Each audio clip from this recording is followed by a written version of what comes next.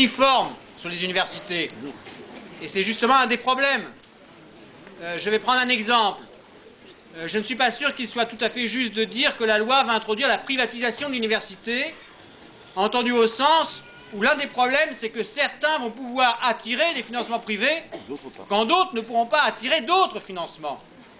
Et c'est donc un élément d'inégalité entre les universités qui va être introduit. De la même façon, les critères d'évaluation qui vont être pris, qui vont être par exemple le taux d'insertion.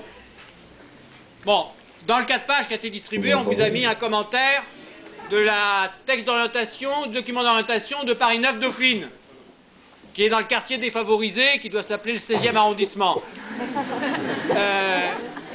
Il est évident qu'ils auront probablement un taux de réussite meilleur que nous, puisqu'ils sélectionnent à l'entrée et pas nous. Il est évident qu'ils auront un taux d'insertion meilleur que nous, vu la nature du public qu'ils ont à l'intérieur de l'université, et vu le type d'étudiants que nous avons, nous. Si on prend, évidemment, l'enveloppe financière, ils le disent eux-mêmes, ils sont au cœur d'un centre d'affaires, et ils peuvent donc, effectivement, attirer des financements que nous ne pourrons pas attirer. Donc le problème majeur, un des problèmes majeurs, me semble-t-il, ça explique évidemment qu'il y a un certain nombre de présidents d'université qui sont favorables, objectivement, à cette loi, puisque, objectivement, leur université peut en tirer bénéfice.